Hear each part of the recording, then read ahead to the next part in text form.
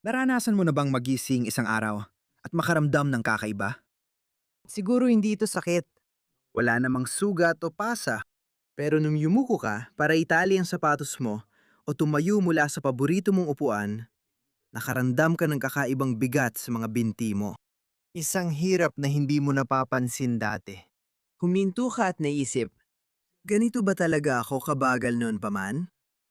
Ang tahimik na pagbabagong ito ay kadalasang hindi napapansin hanggang sa isang araw, ang dating madali ay nagiging mahirap. At kapag nangyari yon, dahan-dahang nawawala ang kalamnan mo nang hindi mo namamalayan. Maaring hindi mo ito nakikita, maaring hindi mo ito nararamdaman, pero sa mga oras na ito, libu-libong tao na lampas 60 anyos katulad mo ay unti-unting nawawalan ng lakas ng kalamnan araw-araw nang hindi nila namamalayan. Hindi ito simpleng natural na pagtanda. Ang kondisyon tinatawag na sarcopenia ay problemang medikal na nagdudulot ng pagliit ng kalamnan, pagkawala ng lakas, at pagkawala rin ng kakayahang magsarili. Pagkatapos ng edad na 50, natural na nawawala ng ating katawan ng mga 1 hanggang 2% ng kalamnan bawat taon. Pero ang nakakagulat ay ilang karaniwang pagkain sa kusina mo ay maaaring nagpapalala ng sitwasyong ito. Wala silang babala ng panganib sa etiketa. Sa katunayan, ang ilan sa mga ito ay itinuturing na malusog ang mga ito sa loob ng maraming taon. ngayon, aalamin natin ang 5 sa pinakanakakagulat at mapanganib na pagkain na sumisira ng mga kalamnan at madalas kinakain ng maraming matatanda araw-araw. Una, unang pagkain. Tinapay at pinong harina. Oras na ng almusal. Sumisilip ang araw sa bintana at umuupo ka sa mesa ng kusina, gaya ng ginagawa mo na sa loob ng mga dekada. Kinuha mo ang paborito mong mainit at malambot na puting tinapay. Nagtosta ka ng ilang hiwa at nilagyan ng kaunting mantikilya o jam. Baka may tasa ka pa ng kape sa tabi. Ritual sa umaga na natutunan mong mahalin. Mukhang komportable. Mukhang normal. Pero sa loob ng iyong katawan, may ibang nangyayari. Ang tostang yon, kahit mukhang walang masama, ay nagsisimula ng isang reaksyon na nagpapasiklab ng iyong mga tissue, nakakaapekto sa iyong mga hormone, at tahimik na unti-unting inuubos ang lakas ng iyong mga kalamnan. Ang kuting tinapay, pasta, matatamis at biskwit na gawa sa pinong harina ay mga pangunahing pagkain sa karamihan ng mga tahanan. Madali silang tunawin, mabilis ihanda, at masarap kainin. Pero ang hindi alam ng karamihan ay wala halos sustansya ang mga pagkaing ito. Sa proseso ng paggawa, nawawala ang mga fiber, bitamina, at mineral sa mga pinong harina. Ang natitira ay mga carbohydrate na mabilis maabsorb at nagiging asukal sa dugo sa loob lang ng ilang minuto. Pag-isipan mo yan. Sa tuwing kakain ka ng mga pagkain yan, biglang tataas ang asukal mo sa dugo na parang roller coaster. Tumutugon ang katawan mo sa pamamagitan ng pagpapakawala ng maraming insulin para pababain ang asukal na yon. Habang tumatagal, ang paulit-ulit na pagtaas at pagbaba ay nagdudulot ng pamamaga sa katawan na parang lagi may labanan sa loob mo. Masama ito para sa mga kalamnan mo dahil ang pamamaga ay parang kalawang sa bakal. Unti-unti at tahimik, itong kinakain ng mga hibla ng kalamnan. At hindi lang dyan nagtatapos. Nakakaapekto ang biglang pagtaas ng insulin sa paggamit ng katawan sa protein ng kinakain mo. Kahit na sapat ang kinakain mong manok o itlog, hindi pa rin maayos na napupunta sa iyong mga kalamnan ang mga nutrisyon. Masyadong abala ang iyong katawan sa paglaban sa biglaang pagtaas ng asukal, kaya hindi ito makapag-focus sa pag-recover at paglaki. Mas malala pa, ang mga walang sustansyang kalorya mula sa pinong harina ay hindi nakakatulong sa katawan. Pinapataba ka lang nito at hindi pinapalakas ang kalamnan. Kaya habang tumataas ang iyong timbang, tahimik namang humihina ang iyong lakas. Hindi mo kailangang magpanik. Hindi mo kailangang iwasan habang buhay ang tinapay o pasta, pero piliin mong mabuti ang kakainin.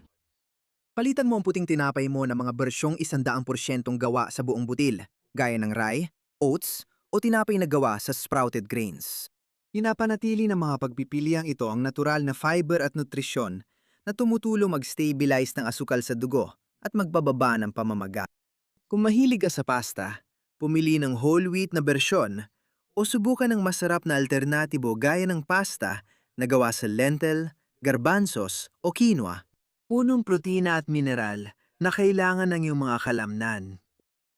Ipares ang iyong mga pagkain sa lean na protina tulad ng inihaw na manok o isda at mga healthy na taba gaya ng avocado, olive oil o mani. Sama-samang gumagana ang mga nutrenteng ito para ayusin at protektahan ang iyong mga kalamnan. Pangalawang pagkain, mga katas ng prutas. Isipin mo ang eksena. Tahimik ang umaga. Nakaupo ka sa mesa ng kusina habang pumapasok ang liwanag sa bintana. Nagawa mo ng toast mo, naihanda ang kape, at kumuha ng malaking baso ng orange juice. Matagal mo na itong ugali. Mukhang natural at malusog. Siyempre, palagi nilang sinasabi na maganda ang orange juice. Puno ng vitamina C, maganda para sa immune system, at isang nakapagpapreskong paraan para simulan ng araw. Pero sa likod ng matamis at pamilyar na lasa na yan, may panganib na bihirang pag-usapan. Ang fruit juice, lalo na ang orange juice, ay isa sa mga bagay sa kusina na pinakamadalas mapagkamalan. Kahit na galing ito sa prutas, kapag na-extract na, may mahalagang bagay na naiiwan, ang fiber. Ang natural na fiber na ito ay panangga ng katawan. Pinapabagal ito ang pagsipsip na asukal. Pinananatiling regular ang iyong pagtunaw ng pagkain at iniiwasan ng bigla ang pagtaas ng level ng asukal sa dugo. Kung wala ito, ang pag-inom ng katas ng prutas ay parang biglang pagbaha ng asukal sa katawan. Ang nangyayari pagkatapos ay isang tahimik na bagyo. Ang asukal sa iyong dugo ay mabilis na tumataas, na pinipilit ang iyong katawan na maglabas ng bugso ng insulin para pababay nito muli. Pagkatapos ay dumarating ang pagbagsak, pagkapagod, kalituhan sa isipan at kabagalan. At sa sandaling yon, nagiging madaling mapinsala ang iyong mga kalamnan. Ang madalas na pagtaas-baba ng asukal ay hindi lang nakakabawas ng enerhiya, kundi dahan-dahang sumisira rin ang hibla ng kalamnan sa pagdaan ng panahon. At mas malalim pa ang usapan dito. Ang uri ng asukal sa katas, ang fructose, ay pangunahing pinoproseso sa atay. Kapag nasubrahan ang konsumo, tulad ng isang basong puno ng katas, nabibigatan ng atay at nagsisimula nitong gawing taba ang asukal. Ang pag-ipon ng taba sa atay ay tinatawag na non-alcoholic fatty liver disease. At mas karaniwan ito kaysa sa iniisip ng marami, lalo na sa mga matatanda. Pero mas nakakabahala pa ang pamamaga na dulot ng prosesong ito. Isang talamak na pamamaga na tahimik na sumisira sa mga kalamnan. Pinapabagal nito ang paggaling at binabawasan ang kakayahan ng mga kalamnan mo na sumipsip ng mga nutrisyong kailangan nila para lumaki at mag-repair. May isa pang panganib na nakatago. Hindi sinasabi ng frukto sa utak mo na busog ka na. Hindi nito binibigay ang pakiramdam ng kabusugan tulad ng ibang nutrisyon. Ibig sabihin nito, maari kang uminom ng isang baso ng katas, maramdaman mong busog ka na ilang minuto, at pagkatapos, bigla mo nalang mahuli ang sarili mong naghahanap ng merienda o anumang pagkaing puno ng karbohidrat. Mabilis bumalik ang gutom pati siklo ng labis na pagkain at hindi maayos na nutrisyon. Maraming nagtatanong, hindi ba pareho ito sa pagkain ng prutas? Ang sagot ay hindi. Talagang hindi. Kapag kumain ka ng buong dalandan, nakukuha mo ang mga hibla, dahan-dahan mong ninunguya, nakakakain ka ng isa, siguro dalawa. Pero ang isang baso ng katas ay maaring may asukal ng 3 o 4 na dalandan. Mas marami yun kaysa sa kaya ibigay ng katawan mo ng sabay-sabay, lalo na kung walang hibla para magbalanse. Hindi mo kailangang iwasan ang mga paborito mong lasa, pero may mas magandang paraan para ma-enjoy ang mga ito. Sa halip na katas, subukan mo i-blender ang buong prutas gamit ang balat at laman hanggat maaari.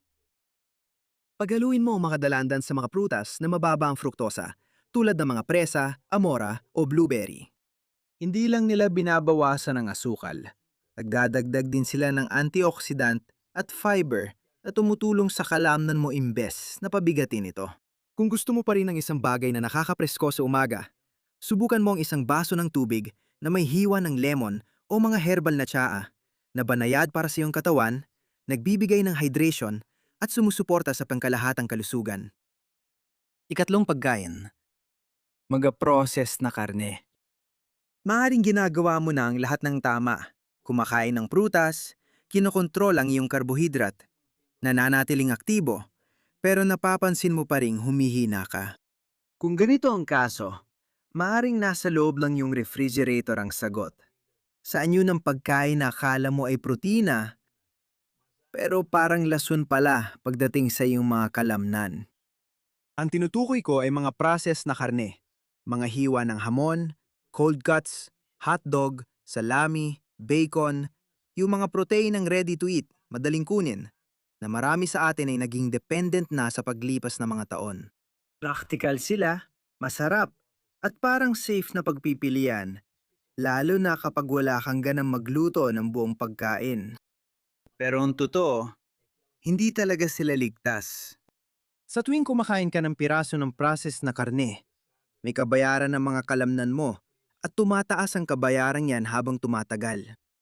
Para maintindihan kung bakit, dapat nating suriin ng mas malalim. Ang mga karne na ito ay puno ng chemical na preservatives, lalo na ang nitrites at nitrates, na idinadagdag para mapanatili itong mukhang sariwa, mabigyan ng kulay rosas, at mapahaba ang shelf life nito. Pero sa loob ng katawan, ang mga chemical na ito ay gumagawa ng mas masamang epekto. Nagiging sanhi ito ng oxidative stress, isang kondisyon kung saan ang mga selula mo ay binabaha ng mga hindi matatag na molekula na sumisira sa mga tissue, kabilang na ang muscle tissue. At nariyan din ang pamamaga. Gaya ng sa mga refined carbohydrates at matatamis na inumin, ang mga preservative na ito ay nagdudulot ng chronic inflammation na nagpapabagal sa paggaling, nagpapahina sa iyong immune system, at nakakaisturbo sa mismong proseso na ginagamit ng katawan mo para ayusin at buuing muli ang mga muscle fiber. Pero simula pa lang yan. Karamihan sa mga processed na karne ay puno rin ng saturated fat at kadalasan ay gawa pa sa mababang kalidad na produkto. Trans fat, ang pinakamasamang uri ng taba para sa iyong puso, sirkulasyon at mga kalamnan. Ang mga taba ay bumabara sa ugat at nililimitahan ang daloy ng dugo sa kalamnan. At kapag hindi nakakakuha ng sapat na oxygen o nutrisyon ang iyong mga kalamnan, humihina ang mga ito, mas mabilis mapagod, at kalaunan ay lumiit. Maaaring mas napapagod ka pagkatapos ng iyong mga paglalakad. Maaaring mas madalas kang pulikatin sa binti o makaramdam ng bigat sa braso matapos magbuhat ng magaan. Hindi mo lang iniisip yon. Ito ay resulta ng unti-unting pagkakait ng mga kalamnan sa enerhiya na kailangan nila para gumana. At pagkatapos ay merong sodium, ang tahimik na sumisira sa bawat subo. Mataas sa asin ang mga processed na karne. Iyan ang dahilan kung bakit ito tumatagal. Pero ang sobrang sodium na yan ay kumukuha ng tubig mula sa katawan mo. Nade-dehydrate ka nito, madalas nang hindi mo namamalayan. Direktang naapektuhan ng dehydration ang paggana ng kalamnan. Simple lang ang solusyon. Bumalik sa mga pangunahing bagay. Lutuin ang proteina kapag may oras ka. Pumili ng mga karne na mababa sa taba tulad ng didid ng manok, pabo, o mga hiwa ng karne na kaunti ang taba. Ihurno, i-grill, o lutuin kung ano man ang pinakamadali para sa'yo. Ang mga proteinang ito mula sa buong pagkain ay may kumpletong amino acid profile na nagpapalakas sa iyong mga kalamnan, hindi nagpapalala ng pamamaga. Kung mahilig ka sa pagkaing dagat, isama mo ang mas maraming matatabang isda sa iyong mga pagkain. Salmon, mackerel, sardinas. Hindi lang sila nagbibigay ng mahusay na protina, kundi nagdadala rin sila ng mga omega-3 fatty acid na aktibong lumalaban sa pamamaga at tumutulong na protektahan ang iyong mga kasukasuan at kalamnan. At huwag mong kalimutan ang mga itlog, ang pinakaperpektong protina ng kalikasan. Abot kaya, maraming gamit, at puno ng mga bitamina at mineral na sumusuporta sa lakas ng kalamnan. Ang nilagang itlog sa almusal o isang omelette na may gulay sa hapunan ay maaaring malaki ang may tutulong para sa iyong paggaling at enerhiya. Ang apat na pagkain, hilaw na spinach. Madalas tayong pinapaalalahan ng kumain ng gulay. Ang mga bayding dahon lalo na ay tinuturing na gamot ng kalikasan, puno ng mga bitamina, mineral, at mga antioxidant. At ito ay lubos na totoo. Pero minsan, kahit ang pinakamalusog na pagkain ay may tagong masamang epekto. Lalo na kapag kinakain natin ito sa maling paraan o sa dami na nahihirapan ng ating katawan na iproseso. Halimbawa ang spinach. Ang makulay na berdeng dahon na ito ay halos simbolo ng lakas. Kapag naisip natin ito, naisip natin ang enerhiya, sigla, at kahit mga kartun kung saan isang kagat lang ay nagiging makapangyariang bayani ang karakter. Ang spinach ay sagana sa iron, calcium, magnesium, vitamin K, lahat ng kailangan ng iyong mga kalamnang at buto para maging malakas. Pero paano kung sabihin ko sa iyo na ang sobrang pagkain ng hilaw na spinach, lalo na araw-araw, ay maaaring nagpapahina sa iyong mga kalamnan imbes na nagpapalakas? Mukhang mahirap paniwalaan, pero ang dahilan ay nasa isang natural na sangkap sa spinach na tinatawag na oxalic acid. Hindi delikado ang oxalic acid basta kaunti lang ang konsumo. Sa totoo lang, matatagpuan din ito sa ibang gulay gaya ng dahon ng beet at Swiss chard. Pero ang spinach ay may napakataas na konsentrasyon nito. At ito ang problema. Ang oxalic acid ay may kakaibang kakayahan na dumikit sa mga mineral sa iyong digestive system, partikular sa calcium at magnesium. Kapag nangyari ito, hindi na magagamit ng iyong katawan ang mga mahahalagang mineral na ito. Dumadaan lang sila diretso sa iyong sistema, hindi nagagamit at nasasayang. Ngayon, isipin mong nangyayari ito araw-araw.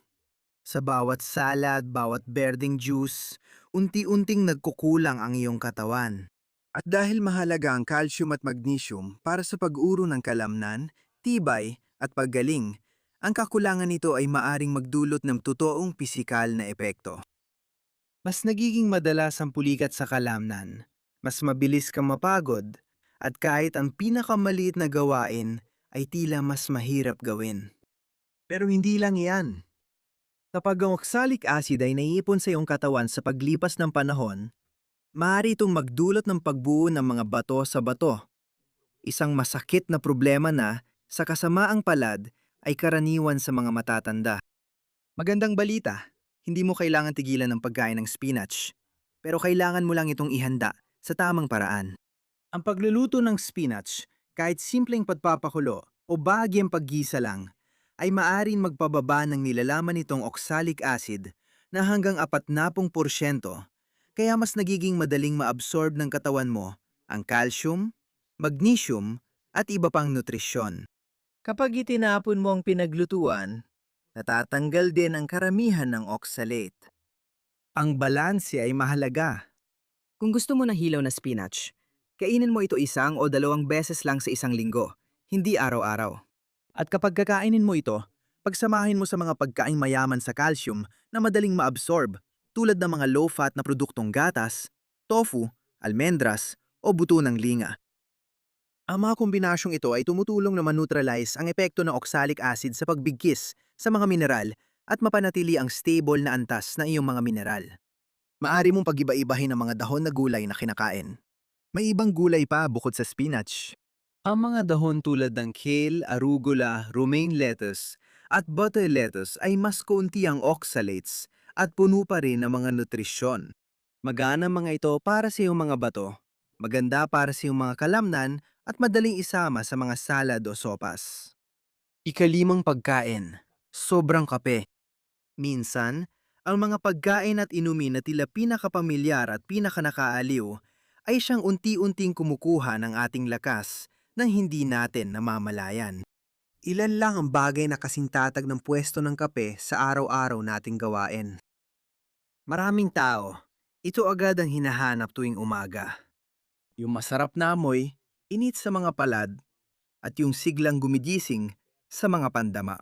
Isa itong ritual, aliw, at gawin na parang sagrado na. Hindi ang kape ang kontrabida.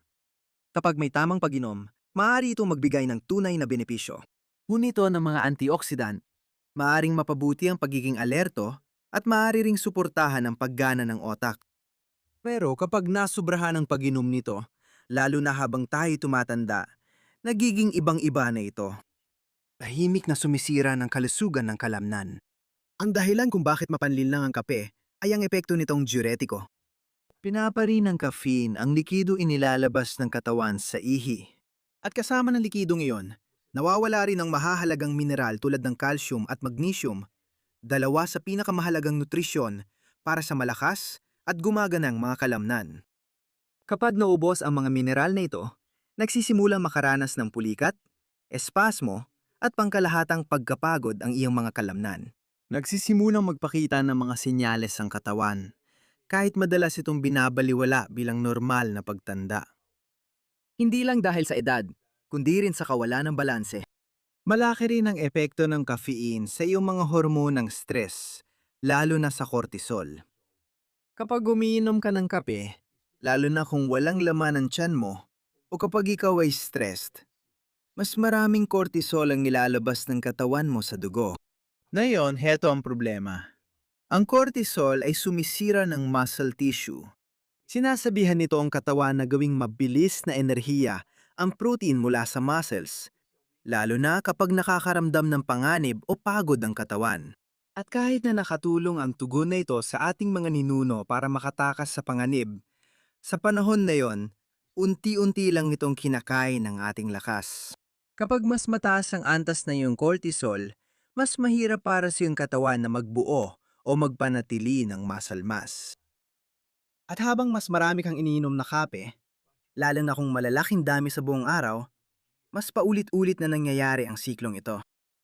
Pero hindi dun nagtatapos ang problema. Nakikialam din ang kape sa mahalagang aspeto ng paggaling ng kalamnan, ang pagtulog. Tingnan mo, hindi nangyayari ang pagkumpuni ng kalamnan habang ikaw ay gumagalaw o kumakain. Nangyayari ito habang natutulog ka. Sa mga yugto ng malalim na tulog, naglalabas ang iyong katawan ng growth hormone na may mahalagang papel sa pagkumpuni ng mga tissue at muling pagbubuo ng mga hibla ng kalamnan. Tinutulungan kang makaramdam na nakapagpahinga at malakas kinabukasan. Hindi mo kailangan tuluyang itigil ang pag-inom ng kape, pero mahalagang bantayan kung gaano karami ang iniinom mo at kung kailan. Isa o dalawang maliit na tasa bawat araw. Mas maganda kung sa umaga. At pagkatapos kumain, ay maaaring magbigay daan para ma-enjoy mo ang mga benepisyo ng kape nang hindi nasosobrahan ang iyong katawan. Iwasan ang pag-inom ng kape sa hapan o sa gabi. Magpapasalamat ang kalamnan mo dahil sa mas mahimbing na tulog. Kung pakiramdam mo ay kailangan mo ng mainit na inumin sa maghapon, subukan mo ang green tea. Mas kaunti ang caffeine nito at puno ito ng antioxidants na talagang sumusuporta sa kalusugan ng mga kalamnan at utak. Ang mga herbal na tsa tulad ng manzanilla, luya o rooibos ay magagandang pagpipilian din. Nakakakalma, nakakahydrate at mabuti sa balanse ng mga mineral. At huwag mong kalimutang punan muli ang nawala. Kung regular kang umiinom ng kape, siguraduhin mong kasama sa pagkain mo ang mga pagkaing mayaman sa calcium at magnesium. Mga nilutong madahong berdeng gulay, mga buto tulad ng chia o linga, mga nut tulad ng almendras o walnut, at mineral na tubig kung posible.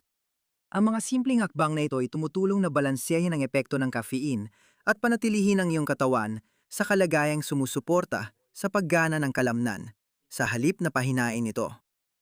Ngayon na alam na natin ang 5 tahimik na kalaban ng ating lakas ng kalamnan, alam ko na marami sa inyo ang maaaring iniisip na lampas na kayo sa edad para gawin ito.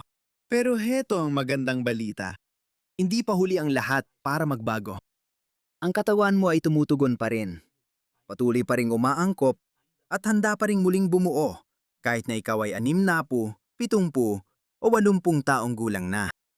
Ang maliliit na pagpili ay maaaring magdala ng makapangyarihang resulta. Pumili ng tunay na pagkain kaysa sa mga processed na pagkain.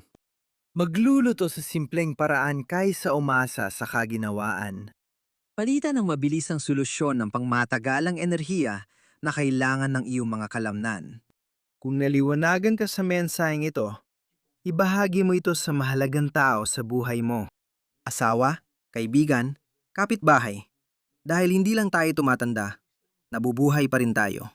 At karapat-dapat, tayong mamuhay ng may lakas. Hanggang sa muli!